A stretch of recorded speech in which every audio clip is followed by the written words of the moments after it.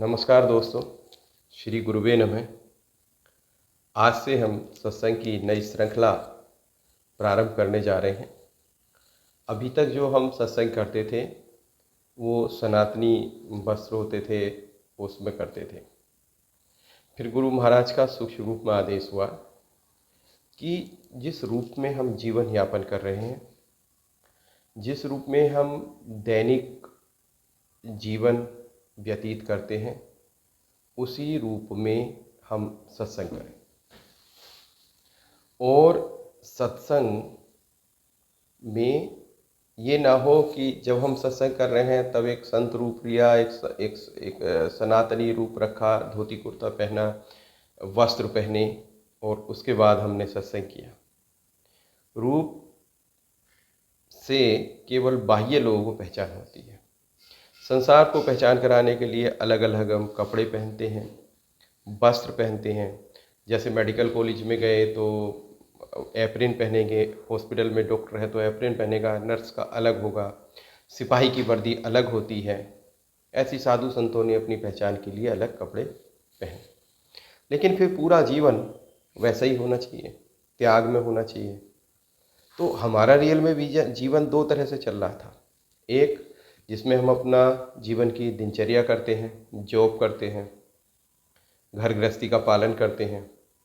और दूसरा जब हम सत्संग करते थे तो कपड़े चेंज करके जो गुरु महाराज का आदेश होता था वो सत्संग में हम बताते थे, जो हमें प्रेरणा मिलती थी। इस बार हम तीर्थ यात्रा पर गए, वहाँ ध्यान भजन किया, महालक्ष्मी स्वरूपा माँ वैष्णो का दर्शन किया, वहाँ ध्यान किया। और उसके बाद फिर गुरु महाराज से जब संपर्क हुआ तो उन्होंने कहा कि अब आप जो जीवन जी रहे हो उसे सत्संग में बनाने का प्रयास करो। ये प्रयास एकदम सत्संग में नहीं बनता। जो नॉर्मल जीवन आप जी रहे हो उसमें सत्य हो, उसमें कोई फरेब ना हो, छल ना हो। जीवन आपका खुद ही एक सत्संग हो। वस्त्र आपने कोई भी पहने हो, किसी भी जगह बैठे हो, किसी भी कुर्सी पर बैठे हो, लेकिन आपका जीवन अपने आप में सत्संग होना चाहिए। आपका व्यवहार सत्संग में होना चाहिए। आपका जो वचन है वो भी एक सत्संग में होना चाहिए, आप कहीं भी बैठे हो। तो इसी श्रृंखला में हमने आज एक लेख तो बहुत पहले लिखा था, आज से 6-7 साल पहले। फिर उस पर रिसर्च की और रिसर्च करने के बाद हमने देखा कि लोगों को भूत प्रेतों के बारे में बड़ी जिज्ञासा रहती है। कुछ लोग कहते हैं भूत प्रेत होते ही नहीं है, कुछ कहते हैं भूत प्रेत होते हैं, और कुछ इसे मानसिक रोग मानते हैं, कुछ इसको बीमारी मानते हैं। ये कोई मानसिक बीमारी हो सकती है, कुछ लोगों का ये कहना होता है। लेकिन हमने जब इस पर रिसर्च की और पाया कुछ तो होता है, ऊर्जाएं होती हैं। और उन पूरी ऊर्जाओं का हमने अच्छे से रिसर्च किया, ढंग से रिसर्च किया। और ऐसे नहीं कि जैसे अनपढ़ गंवार लोग के तरीके से हमने कुछ काम किया हो। हमने काम बहुत ही वैज्ञानिक तरीके से किया। भूत प्रेतों के बारे में सारी जिज्ञासाओं को शांत करने के लिए हम एक श्रृंखला अब चलाएंगे, उसको आप देखिएगा। सबसे पहले तो आप देखिएगा कि क्या होता है कि भूत प्रेत का नाम लेते ही लोग मन में एक अनजाना भय सा सताने लगता है। और ये भी देखा गया है, भय के कारण ही लोग भूत प्रेत की कल्पना भी करते हैं। बहुत सारे किस्से सुनने को मिल जाएंगे, बहुत सारी रुचि विस्मय के साथ लोग इसे सुनते हैं। बहुत सारी फिल्में बनी हैं, सीरियल्स भी इसमें बने हैं। कुछ कहते हैं कि रात्रि में 12 बजे के बाद अंधेरे में, रात्रि के सुनसान में भूत प्रेत होते हैं, उसका डर होता है। अब चूंकि इनके दर्शन दुर्लभ होते हैं, लेकिन ये होते हैं, ये हम आपको बता रहे हैं। ये हम कह रहे हैं कि हाँ, डर की वजह से लोग मना लेते हैं, काल्पनिक भी होते हैं, मानसिक रोग भी हो सकता है, लेकिन वास्तव में भूत भी होते हैं और पिशाच भी होते हैं। भूत भी होते हैं और पिशाच भी होते हैं, सब होता है। तो कैसे होते हैं भूत? तो आप ये बताइएगा कि क्या अभी आपने वायु को देखा है? नहीं देखा। तो आप क्या करते हैं? वायु को महसूस करते हैं। उसी प्रकार का भूतों का जो अस्तित्व है वो भी एक रहस्य बना हुआ है, और इसके किस्से हमें रोमांच से भर देते हैं। आखिर भूत क्या है? एक प्रश्न ये उठता है। तो इस प्रश्न का समाधान इस सीरीज में आपको मिलेगा।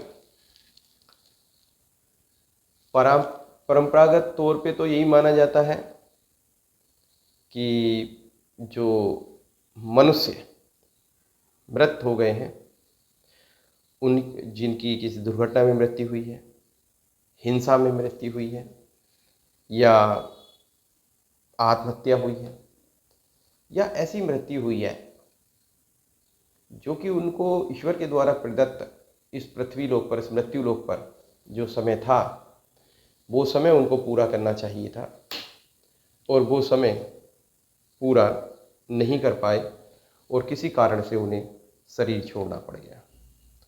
जब ऐसी स्थिति होती है तो कहते हैं कि आत्मा को उतने समय मृत्यु लोक में रहना पड़ता है।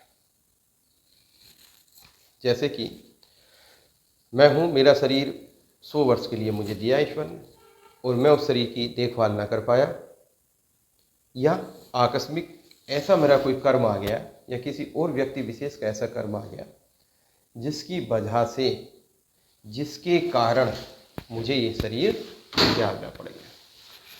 जब शरीर त्यागने की ऐसी नौबत आती है तो उतने समय आत्मा को पृथ्वी लोक पर रहना पड़ता है। अब आप कहोगे ऐसे तो कुत्ते भी मरते हैं, गाय भी मरती है, भैंस भी मरती है, उनके भी भूत होते होंगे। तो इस रिसर्च में हमने ये पाया कि मानव ही एक ऐसी योनि है जिसे संपूर्ण शक्तियां प्राप्त होती हैं और संपूर्ण शरीर है। बाकी जितनी भी योनियां होती हैं वो दंड भोगने के लिए होती हैं, भोगी योनियां कहलाती हैं। मानवों में भी कभी कभी मानव शरीर तो मिलता है, लेकिन वो भोगने के लिए ही आते हैं, उनके पाप कर्म इतने होते हैं, उनके कर्म। तो मानव योनि एक ऐसी है कि जिसमें हमें कर्म के लिए थोड़ा सा स्वतंत्र किया गया है, बहुत नहीं है लेकिन स्वतंत्र किया गया है, क्योंकि उस थोड़े से स्वतंत्र करने के लिए जो भगवान ने हमें समय दिया है, उस परमपिता परमेश्वर ने और शक्तिमान ईश्वर ने जो हमें समय दिया है, हम उसमें इतने ही कर्म कर लेते हैं कि हजारों साल तक उसका हिसाब किताब चुकता होता रहे, पता नहीं चलता धीरे धीरे। तो जो भूत बनते हैं वो ज़्यादातर मानव योनि में आई हुई आत्माएं, जिनका शरीर किसी वजह से शरीर में पूरा समय न गुजार पाई, शरीर छिन गया, वो लोग भूत बनते हैं। ये हमारी रिसर्च ने बताया। अब कैसे हुआ? मुश्किल होता है। अब ये भी माना गया है कि भूत जो हैं नकारात्मक सत्ताएं भी होती हैं, कुछ इनकी, कुछ सकारात्मक भी होते हैं। नकारात्मक भूत जो नकारात्मक एनर्जी है, ऊर्जा है, वो लोगों को कष्ट पहुंचाती है, और सकारात्मक थोड़ी सी सपोर्ट कर देते हैं, जिन्हें पितृ भी कहते हैं। ये वो लोग होते हैं, वो आत्माएं होती हैं जो संसार को, तो संसार उनसे छुड़वाया जा रहा है, संसार शरीर छूट गया लेकिन वो संसार नहीं छोड़ पा रहे। मान लो आपने बहुत बड़ी इंडस्ट्री खड़ी कर दी, आपने बहुत बड़ा मकान बना दिया, बहुत बड़ा महल बना दिया, बहुत सिस्टम क्रिएट किया, आपने ऐसे कर्म किए, आपका नाम हो गया, लेकिन आपको एक समय शरीर छोड़ना है। जब छोड़ने का नंबर आया तो फिर आपका छोड़ने का मन नहीं होता, फिर आप फंसे रहते हैं, मुक्ति नहीं मिल पाती, क्योंकि जो बाद में हो रहा होता है वो आपके अनुसार नहीं होता।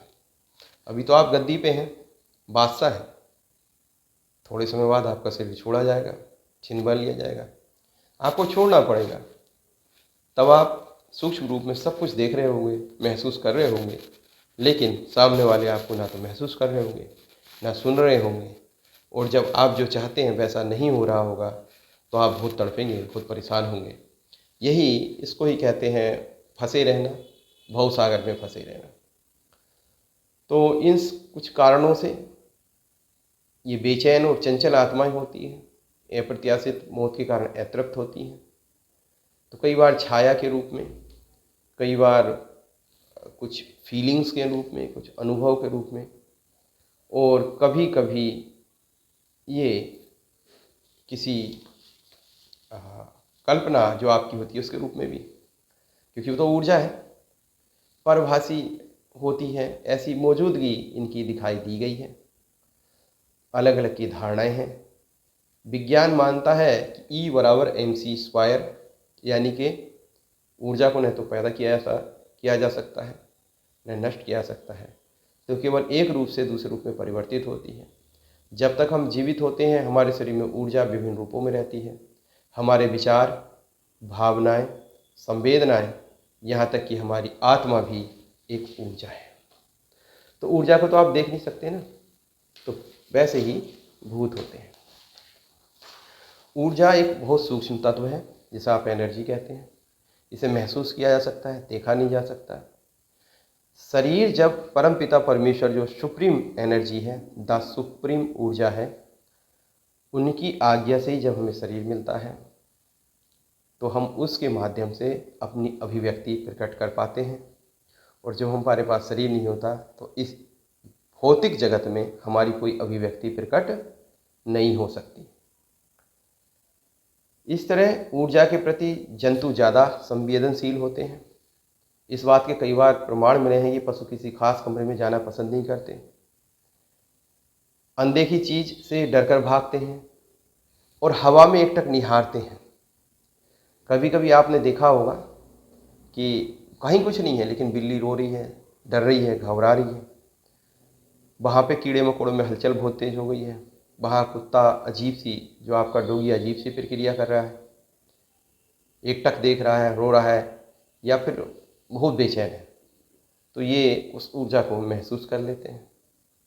स्पिरिचुअल साइंस रिसर्च फाउंडेशन है एक, उसने बताया कि अगर व्यक्ति की मृत्यु हो जाए तो उसका भौतिक अंत नहीं होता। स्पिरिचुअल साइंस रिसर्च फाउंडेशन आप गूगल पर सर्च कर सकते हैं। लेकिन उन्होंने कहा कि सूक्ष्म शरीर, अवचेतन मन, बुद्धि, अहम एवं आत्मा की यात्रा आगे भी जारी रहती है। ऐसे ही सूक्ष्म शरीरों में कुछ भूत प्रेत पृथ्वी के आसपास मौजूद रहते हैं। इस तरह भूत प्रेतों के बारे में ये कह सकते हैं कि ये सूक्ष्म शरीरधारी हैं। इनका संबंध सबसे निम्न लोकों से है और जो पृथ्वी में भी कभी कभी मौजूद रहते हैं। यही वजह है भूत विभिन्न सूक्ष्म लोकों से पृथ्वी जैसे स्थूल लोक में अपनी इच्छा से यात्रा कर सकते हैं। इनका सकारात्मक लोक यानी स्वर्ग या उच्चतर लोकों में इनका गति नहीं हो पाती। ये अतृप्त इच्छाओं से भरे होते हैं। ये आत्माएं कमजोर मन स्थिति एवं जीवित लोगों के पीछे लगकर उन कमजोर मन स्थिति और जीवित ऐसे लोगों पर लगकर उनके मस्तिष्क पर, मन पर कब्जा करके उन्हें तंग करके सुख हासिल करती है। यानी कि जैसे मैं क्रोधी हूँ तो मैं एक सामान्य व्यक्ति को देखा होगा, कभी कभी स्पाइक आती है, गुस्सा आता है, जबकि वो क्रोधी होता ही नहीं है लेकिन उसे अजीब सा गुस्सा आता है। तो कभी कभी इस प्रभाव में रहता है। कभी कभी आप एक विशेष क्षेत्र में जाते हैं, आपका मन विशेष चीज़ को खाने और पीने के लिए करने लगता है, तो आप किसी ऊर्जा के कंट्रोल में होते हैं और वो ऊर्जा आपके द्वारा अपनी इच्छा तृप्त करने का प्रयास कर रही होती है। एक बार बस मैं आज क्योंकि सत्संग ज़्यादा लंबा नहीं है और इस सीरीज को आगे बढ़ाएंगे कि किस तरह से भूत होते हैं, पूरा प्रमाणित भी करेंगे। तो आज के सत्संग में बस हम इतना यही कहेंगे कि जो आत्माएं हैं, भूत हैं या ऊर्जाएं हैं जो निम्न श्रेणी की होती है वही आती हैं, पृथ्वी के आसपास के लोकों में होती हैं, यहाँ आ जाती हैं। और वो पीछा किस तरह से करती हैं मैं बताऊं।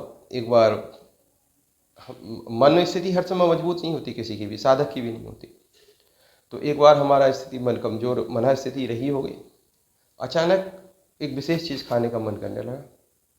ये चीज़ मैं कभी खाता ही नहीं, पसंद ही नहीं, आज इतना मन कर रहा है। और मैं रात में बाइक से शहर गया, घूमने गया, केवल वही चीज़ खाने। अचानक एक मंदिर के सामने से गुजरा, तो ध्यान आया ये मैं खाता पीता हूँ नहीं और अचानक ऐसा इतना मन। तो मैं ध्यान वहाँ से बस वो चीज़ खाई नहीं और वापस आके फिर मैंने वो मन को मजबूत किया और ध्यान किया। तो मैं किसी एक ऐसी ऊर्जा के पक्ष में था, साथ में था, जिसका उस चीज़ को खाने का मन था। तो ये चीज़ें इस तरह से प्रयोग करती हैं। ऊर्जा, मैंने सुबह में थोड़ा सा हवन किया उनके नाम का, उनको वो चीज़ तृप्त की। फिर मुझे स्वप्न में आकर उन्होंने स्वप्न के आसपास क्या कुछ इसे को आभास ये कहोगे, मुझे एहसास कराया कि हैप्पी है वो और उनको इच्छा तृप्त हुई। तब से धीरे धीरे फिर मैं और चीज़ों में रिसर्च की। तब मैंने पाया कि जो हम हवन करते हैं, यज्ञ करते हैं, उसमें आहुतियाँ सच्चे मन से डालते हैं, अच्छी आहुतियाँ, जो भोज्य पदार्थों की आहुतियाँ, कूड़े कबाड़े की नहीं, हवन सामग्री भी अच्छी हो जिसमें भोज्य पदार्थ हो, अच्छे घी की आहुतियाँ, मिष्ठान की आहुतियाँ। तो ये जिनके नाम से हम आहुति डालते हैं उन्हें मिलती हैं, पितरों को भी मिलती हैं, भूतों को भी मिलती हैं, नरों को भी मिलती हैं, ऋषियों को भी मिलती हैं और आत्माओं को भी मिलती हैं। तो एक छोटा सा यज्ञ हमने फिर प्रारंभ किया शुरू करना, बहुत लाभ हुआ। हमें तो मन में शांति मिली ही मिली, अगले रास्ते भी मिले और उन सब शक्तियों ने हमें ज्ञान दिया आगे बढ़ने का इस आध्यात्मिक जगत में। तो उस किस तरह से क्या हुआ वो आगे बताएंगे, लेकिन अगर आप भी चाहें तो 5 आहुतियाँ डेली आप भोजन जब बनाते हैं तो थोड़ी सी चीनी लीजिए और जो आटा होता है उसको भून लीजिए। गैस तो सबके घर होती है, कटोरी कर लीजिए, उस कटोरी में थोड़ा घी छोड़िए और 5 आहुति ब्राह्मणेभ्यो नमः, ब्रह्मा जी के नाम की, जो पूरे संसार को बनाते हैं, बनाया है सृष्टि की। देवेभ्यो नमः, देने वाले, ऐसी एनर्जी जो हमें देती है, हमारी जो अनुकूल चीज़ें होती हैं प्रदान करती है, देवेभ्यो नमः। ऋषिभ्यो नमः, ऋषि वैज्ञानिक जिनकी वजह से भौतिक जगत में आविष्कार होते हैं और आज मैं आपसे बोल पा रहा हूँ इस मोबाइल की वजह से, ये भी ऋषिभ्यो नमः। उसके बाद नरेभ्यो नमः, नरेभ्य नर केवल एक ही है, परमपिता परमेश्वर। फिर भूतेभ्यो नमः, जिसकी वजह से परमपिता परमेश्वर जिन्होंने हमारी प्रेजेंट की स्थिति बना रखी है, वो नरेभ्यो नमः। आज मैं आपसे बोल रहा हूँ नरेभ्यो नमः। और भूतेभ्यो नमः, पृथ्वीभ्यो नमः, पितृभ्यो नमः कह सकते हैं, भूतेभ्यो नमः कह सकते हैं, उनकी आहुति। ये 5 इच्छा आहुति आप भगवान को दीजिएगा, गैस पर रखिए, सब भस्म हो जाएंगी, उसके बाद उस गमले में डाल दीजिएगा, घर में आशी शांति आनी शुरू हो जाएगी। इस उपाय को प्रयोग कीजिएगा और भूतों पर चर्चा अगले सत्संग में हम करेंगे कुछ प्रमाणों के साथ। तब तक के लिए नमस्कार, बाय बाय।